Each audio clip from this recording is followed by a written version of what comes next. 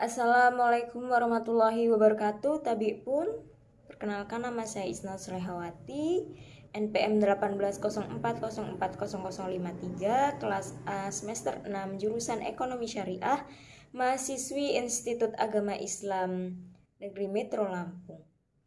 Kepada yang terhormat Ibu Selvia Nuriasari, MSI, selaku dosen pengampu mata kuliah Fiskal dan Moneter Islam. Baiklah, di sini saya akan membahas materi makalah saya, yaitu tentang penggunaan uang emas sebagai mata uang global. Berikutnya adalah pada poin A, mata uang emas disebut sebagai dinar. Uang adalah inovasi besar dalam peradaban perekonomian dunia. Posisi uang sangat strategis dalam sistem ekonomi dan sulit digantikan dengan variabel lainnya. Bisa dikatakan bahwa uang merupakan bagian yang terintegrasi dalam sistem ekonomi. Uang merupakan alat tukar standar, alat ukur nilai atau kesatuan hitungan yang sah dikeluarkan oleh pemerintah suatu negara berupa uang kertas, emas, perak, atau logam lain yang dibentuk dan gambar tertentu. Dinar adalah mata uang yang berbahan dasar emas, dipergunakan pertama kali pada masa Kekaisaran Romawi. Kemudian umat Islam menggunakannya dengan mengikuti perintah Rasulullah SAW. Selain dinar, Islam juga menggunakan mata uang dirham yang berbahan dasar perak. Pertama kali dipergunakan pada masa Kekaisaran Persia. Standar pertukaran keduanya telah ditetapkan oleh Khalifah Umar bin Khattab, yaitu 7 dinar harus setara dengan 10 dirham, atau 1 dirham ekuivalen dengan 0,7 dinar. Sedangkan Ibnu Khaldun dalam Al-Muqaddimah menyebutkan bahwa berat dalam emas murni dari dinar adalah 72 biji gandum, habbah, syair atau barlai, ukuran sedang dan dipotong kedua ujungnya yang memanjang. Hal ini telah menjadi ijma' para ulama dan hanya Ibnu Hazm yang menyelisihinya. Ibnu Khaldun pada tahun 1994. Istilah standar emas, return to a gold standard, merujuk gagasan untuk mengembalikan sistem peredaran mata uang, the supply of money, kepada sistem uang nyata, real money. Uang hampa, first money, yang beredar sekarang ini hampir tidak memiliki nilai intrinsik dan memperoleh nilai nominal yang sama dipercayai rakyat karena zatnya sendiri. Pada dasarnya ada 2 cara yang mana emas dapat dijadikan standar mata uang. Pertama, menjadikan emas itu sendiri sebagai mata uang yang beredar dalam masyarakat. Yang kedua, menjadikan sertifikat simpanan emas sebagai mata uang yang beredar atau emas dijadikan sandaran atau standar pada uang yang beredar. Dinar dan dirham memang sudah digunakan semasa Rasulullah SAW, bahkan sebelumnya sebagai alat pembayaran. Namun ketika Umar bin Khattab radhiyallahu anhu menjabat sebagai khalifah, dinar dan dirham yang diadaptasi dari mata uang Persia itu dimodifikasi sesuai dengan ciri dan karakter dengan menorehkan simbol Islam seperti adanya tulisan Bismillah. 1 dinar memiliki bobot 4,25 gram, sedangkan 1 dirham bobotnya 2,975 gram. Sebagai mata uang, dinar dan dirham merupakan mata uang logam yang tahan terhadap inflasi. Apalagi jika dikaitkan dengan barang-barang konsumtif. Seekor kambing pada zaman Nabi Muhammad SAW. Pada poin B, keunggulan mata uang emas. Yang pertama, emas tidak dapat beroksidasi dengan mudah sehingga ia anti karat. Ia tetap stabil dan tahan dalam jangka waktu yang sangat panjang. Meski emas tenggelam ke dalam lautan bergaram, namun ia tetap dalam bentuk aslinya dan tidak mengalami emas yang telah diproduksi ratusan tahun silam. Nilainya sama dengan emas yang baru saja diproduksi. Tak heran jika emas merupakan sarana penyimpan kekayaan atau store of value yang paling baik bandingkan dengan komoditas lain seperti kertas. Meski dapat digunakan sebagai media tukar atau medium of exchange, namun ia tidak dapat menyimpan kekayaan dalam waktu lama. Yang kedua, emas merupakan logam yang fleksibel yang dapat dibagi-bagi atau diversibility dalam ukuran kecil dan dapat dilebur kembali seperti semula. Dengan sifat tersebut, ia dapat menjadi alat ukur atau tukar yang dapat diubah menjadi sesuatu yang berguna kapan saja dengan tetap menjaga nilainya. Ia bisa menjadi perhiasan atau perkakas pada suatu hari dan dijadikan uang hari berikutnya. Yang ketiga, emas tidak dapat diperoleh dengan mudah atau langka. Hal ini berbeda dengan uang kertas yang dengan mudah dapat diciptakan melalui mesin cetak. Apalagi dengan kecanggihan teknologi percetakan yang terus berkembang, membuat uang kertas begitu mudah untuk ditiru. Yang keempat, emas merupakan komoditas yang bernilai tinggi atau luxury good. Komoditas tersebut memiliki nilai unit yang tinggi meski ukurannya kecil. Oleh karena itu, seseorang hanya membutuhkan sedikit emas untuk melakukan transaksi barang dan jasa dalam ukuran yang besar. Nilai satu ons emas misalnya setara dengan setengah ton lempeng besi 25 emas, juga berbeda dengan mata uang kertas yang nilainya ditentukan oleh kekuatan hukum suatu negara, di mana nilai intrinsiknya jauh di bawah nilai nominalnya. Nilai emas ditopang oleh fisiknya sendiri. Manfaat mata uang emas. Yang pertama, sistem uang emas akan mengakibatkan kebebasan pertukaran emas, mengimpor dan mengekspornya, yakni masalah yang menentukan peranan kekuatan uang, kekayaan, dan perekonomian.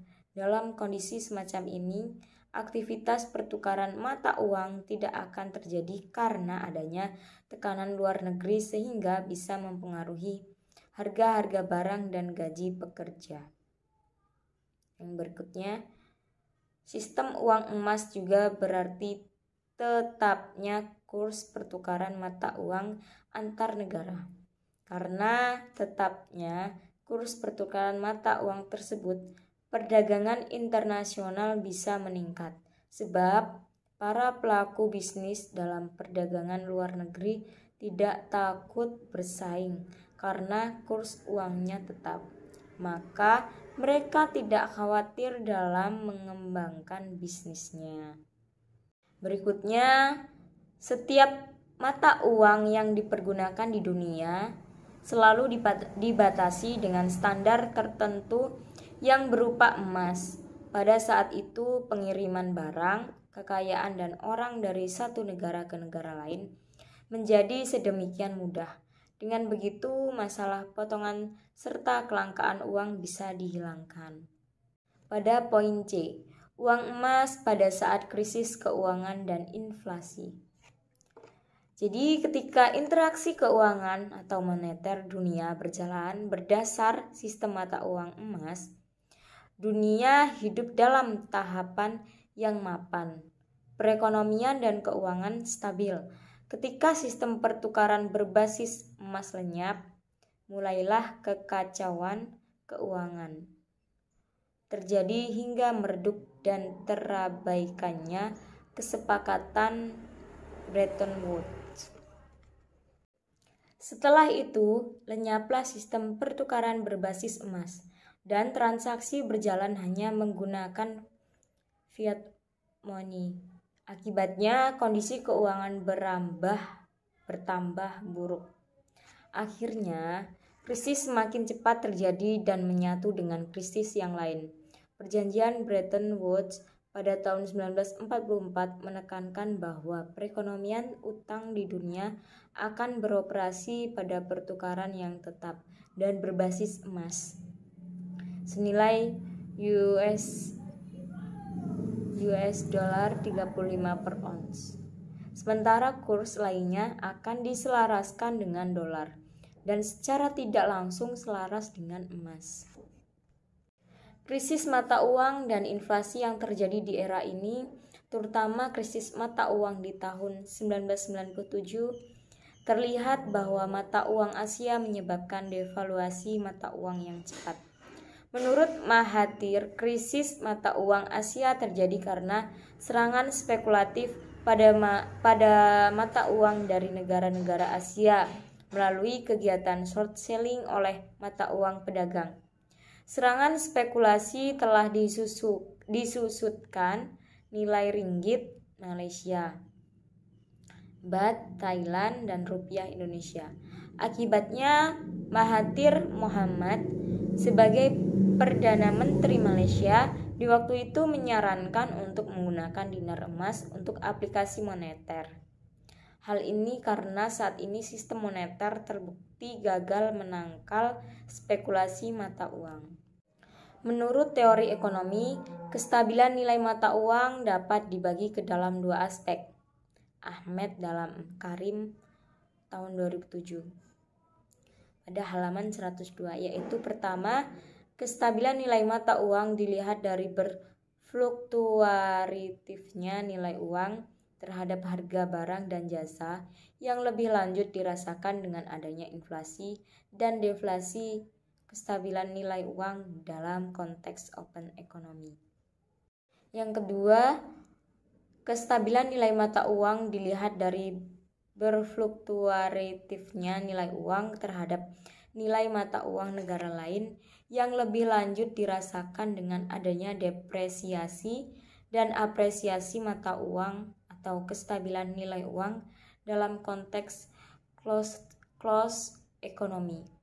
Stabilitas nilai standar emas dalam ekonomi tertutup menggunakan pendekatan quantity theory of money, sedangkan stabilitas standar emas dalam ekonomi terbuka menggunakan pendekatan monetaris model. Pada poin D, penggunaan uang emas sebagai mata uang global. Untuk menggantikan peran uang fiat dan menjadikannya uang dinar sebagai mata uang global, diperlakukan beberapa langkah dan strategi yang bertahap atau tidak secara drastis.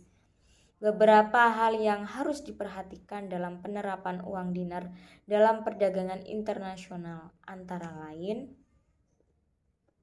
yang pertama, implementasi menggunakan dinar dirham dalam perdagangan internasional, yaitu peran uang dinar dalam perdagangan.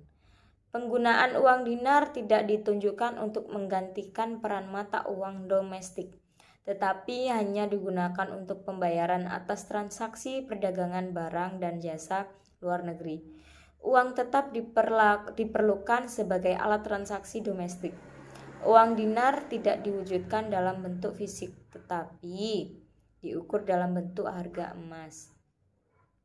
Pembayaran tidak dilakukan dengan mentransfer uang dinar dari satu negara ke negara lain, tetapi hanya mentransfer ekuivalen emasnya ke bank custodian yang telah disepakati. Hal ini ditunjukkan untuk menghindari kesulitan untuk mentransfer emas dalam bentuk fisik, serta memberikan kemudahan bagi negara yang tidak memiliki sumber daya emas yang cukup. Yang B, penggunaan dinar emas. Uang dinar tersebut akan digunakan dalam transaksi perdagangan multilateral dan bilateral. Perdagangan multilateral melibatkan beberapa negara dalam transaksi perdagangan, sedangkan transaksi bilateral melibatkan dua negara yang bertransaksi. Perdagangan bilateral tidak hanya terbatas pada negara dalam satu regional, tetapi juga bisa dengan negara yang berada di luar regionalnya. Yang kedua, dinar sebagai instrumen pembayaran dalam transaksi perdagangan bilateral. Transaksi perdagangan bilateral merupakan perdagangan melibatkan dua negara. Perdagangan bilateral akan melibatkan peran dari bank sentral kedua negara. Dalam perdagangan kedua negara, terlebih dahulu akan menentukan batas kredit pembayaran yang akan dilakukan oleh bank sentral adalah pembayaran secara periodik berupa mentransformasi atau dengan cara kepemilikan emas di bank kustodian. Sistem perdagangan bilateral akan memakai jasa letter of credit L atau C. Perbankan dalam melakukan perdagangan LC merupakan jasa yang akan diberikan bank kepada nasabahnya dalam rangka mempermudah dan memperlancar transaksi jual beli barang, terutama yang berkaitan dengan transaksi internasional. Yang pada poin 3, infrastruktur perdagangan bilateral dengan menggunakan uang dinar. Dalam perdagangan bilateral dengan sistem uang dinar diperlukan adanya peran serta dari lembaga keuangan yang bertujuan untuk mengatur pencatatan keuangan dan pengontrolan perdagangan. Idealnya ada 3 lembaga keuangan yang memiliki peranan penting dalam perdagangan bilateral dengan sistem uang dinar. Di antaranya yang pertama, Bank Sentral. Bank sentral akan memainkan peranan penting dalam perdagangan.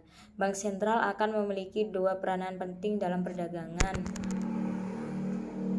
bilateral, yang kedua bilateral, yaitu pertama, bank sentral adalah lembaga yang mengatur dan mengawasi perdagangan uang dinar di setiap negara.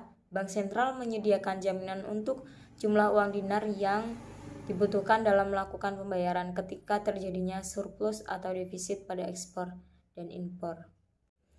Berikutnya B, Central Depository. Perdagangan bilateral hanya mengakibatkan 2 negara peserta, tetapi dalam perdagangan internasional juga terdapat perdagangan secara multilateral yang terdiri dari beberapa negara peserta. Dengan semakin banyaknya negara peserta perdagangan, maka proses perdagangan akan sedikit lebih rumit. Perdagangan dengan banyaknya negara peserta akan membutuhkan sistem pengaturan yang tepat, akurat, dan akuntabilitas. Untuk itu diperlukan adanya sebuah Central Depository, pusat penyimpanan. Central Depository merupakan tempat clearing dan tempat melakukan penyeimbangan surplus dan defisit perdagangan negara-negara yang tergabung dalam perjanjian perdagangan multilateral. Berikutnya pada poin C, institusi keuangan lainnya. Walaupun transaksi perdagangan dengan uang dinar lebih banyak dilakukan dengan media elektronik dibandingkan dengan bentuk fisik dari uang dinar tersebut, tetapi setiap transfer dari uang dinar melalui media elektronik harus sesuai dengan ketersediaan fisik dari uang dinar tersebut. Uang dinar merupakan yang terbuat dari emas sebagai logam mulia yang berharga, sehingga dalam prakteknya tidak tertutup kemungkinan bahwa uang dinar dibutuhkan dalam bentuk fisik oleh masyarakat. Untuk mengatasi hal tersebut diperlukan adanya sebuah lembaga keuangan yang memfasilitasi kebutuhan terhadap uang dinar dalam bentuk fisik tersebut. Itulah materi yang dapat saya sampaikan. Apabila terjadi kesalahan dalam ucapan maupun sengaja atau tidak, mohon maaf. Semoga materi yang dapat saya sampaikan bermanfaat bagi kita semua. Terima kasih. Wassalamualaikum warahmatullahi wabarakatuh.